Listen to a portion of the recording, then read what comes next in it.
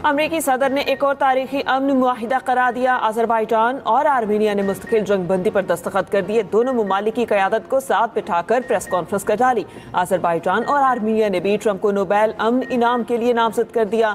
सदर ट्रंप ने कहा, दोनों ममालिक अब जंग नहीं करेंगे, तिजारत और माशत को तरजीह देंगे। अमरीकी सदर ने पाक भारत जंगबंदी का भी जिक्र कर डाला। कहा, दोनों ममालिक बड़ी जंग की तरफ जा रहे थे। दोनों एटमी ताकतें अपने साथ दुनिया को भी उड़ा देती। अमरीकी सदर ने भारतीय तैयारा गिरने की तस्दीक की। बोले, जंग के दौरान 5 या 6 तैयारे गिराए गए। उधर ट्रंप ने सोशल मीडिया पर कहा, रूसी सदर के साथ 15 अगस्त को अलास्का में मुलाकात होगी।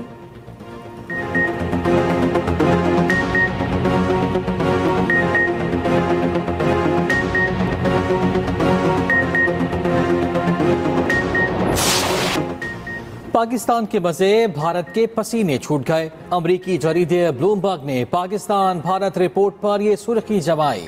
रिपोर्ट में कहा गया, ट्रंप कहीं फील्ड मार्शल आसिम मुनीर से मुलाकात ना करा दे। मोदी ने इस डर से ट्रंप की दावत ही कबूल न की। 17 जून को ट्रंप और मोदी की 35 मिनट की टेलीफोनिक गुफ्तगू हुई। तनाव भरी गुफ्तगू के बाद ही अमरीका भारत ताल्लुकात में तलखी आना शुरू हुई। ट्रंप की जानिब से भारतीय माईशत को मुर्दा करार देने पर तनाव बढ़ गया।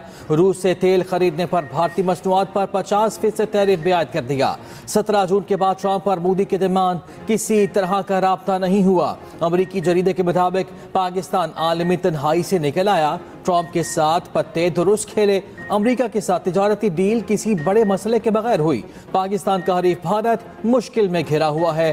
पाकिस्तान के पास दुनिया के सबसे बड़े सोने और तांबे के वसाइल हैं।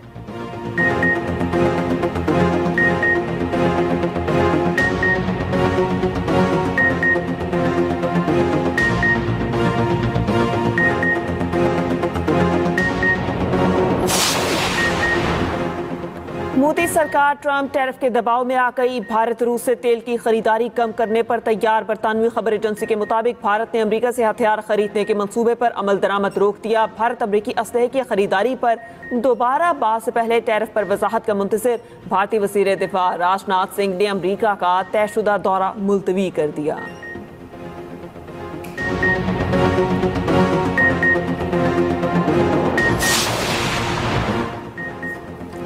भारत के इंतखाबी अमल की शफाफियत पर सवालात। मोदी के इलेक्शन फ्रॉड का पर्दाचाक।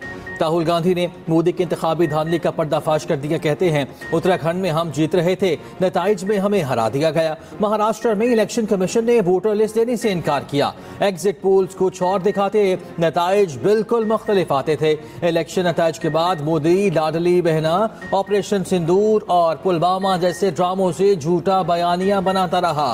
पहले पूरे मुल्क में एक ही दिन वोटिंग होती थी, अब ईवीएम के बाइस इंतखाबात महीनों जारी रहते हैं। इलेक्शन कमीशन का सारा निज़ाम बीजेपी के मफादात के लिए डिजाइन किया गया।